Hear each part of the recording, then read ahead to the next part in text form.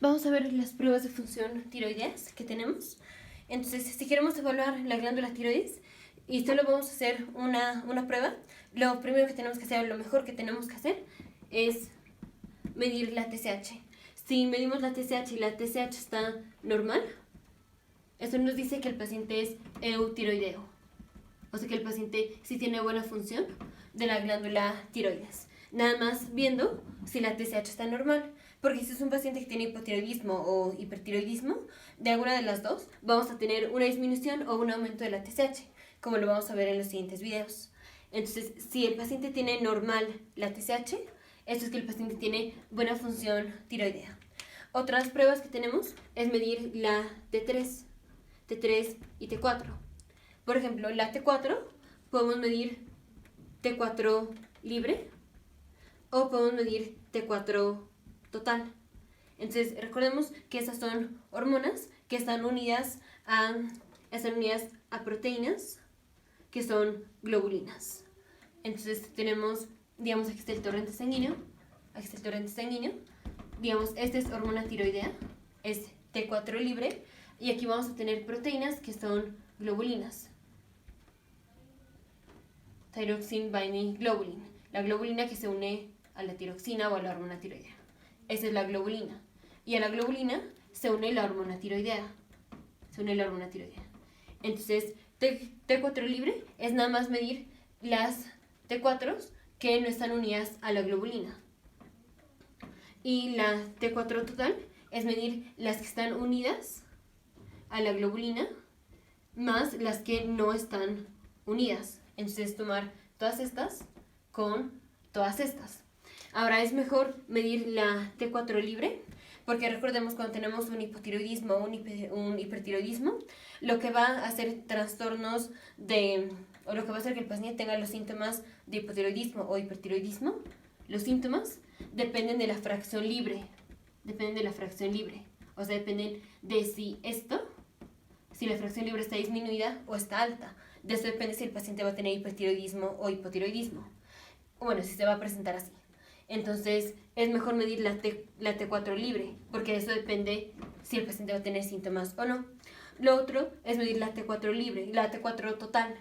Pero la T4 total está influenciada por la globulina. Entonces, si tenemos cambios en la globulina, vamos a tener cambios en la T4 total, cuando puede ser que la fracción libre esté normal. Entonces puede ser, por ejemplo, si tenemos un aumento de la globulina, si aumenta la globulina, entonces vamos a tener más hormona tiroidea que se une a la globulina.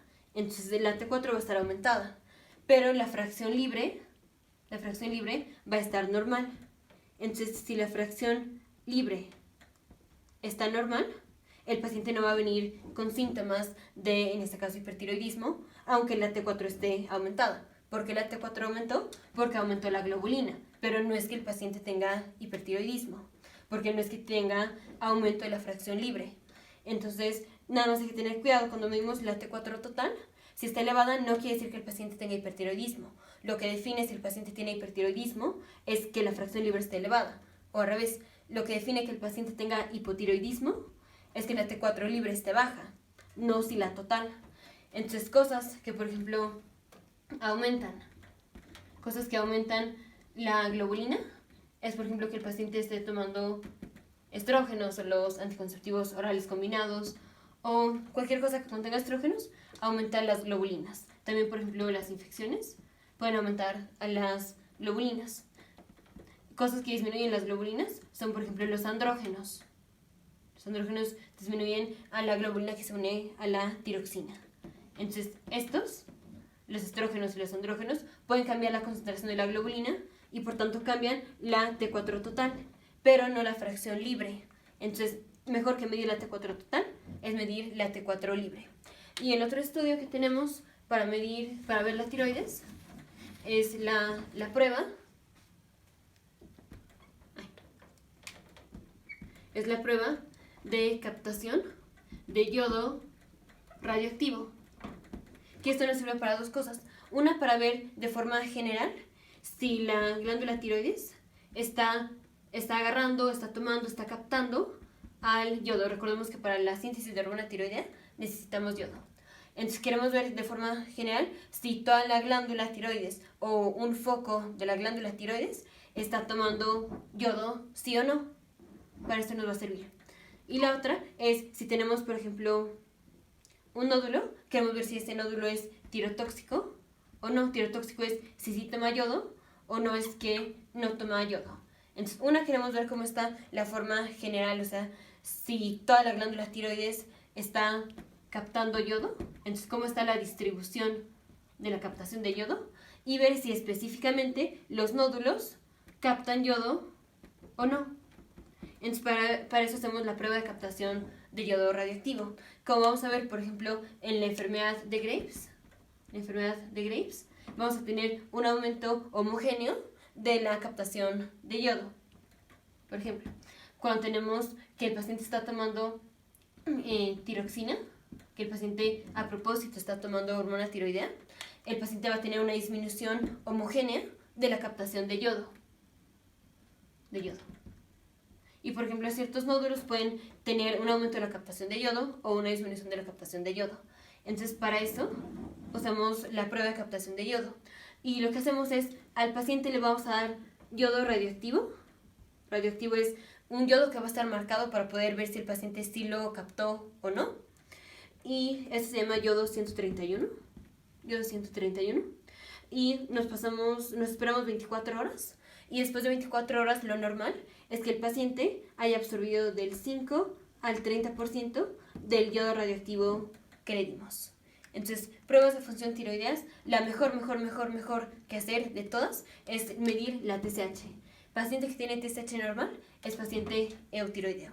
Siguiente es la T4 libre, que esta es la mejor que se usa para ver cómo está la hormona tiroidea. Otra cosa que podemos ver es la T4 total, pero ya vemos que la T4 total está influenciada por las globulinas. Y las globulinas, o digamos la globulina que se une a la tiroxina, está influenciada, por ejemplo, por estrógenos, que aumentan la globulina, o por andrógenos, que disminuyen la globulina. Y el otro es la prueba de captación de yodo radioactivo, en donde queremos ver de forma general cómo se está captando el yodo, cómo está la distribución del yodo en la glándula tiroides.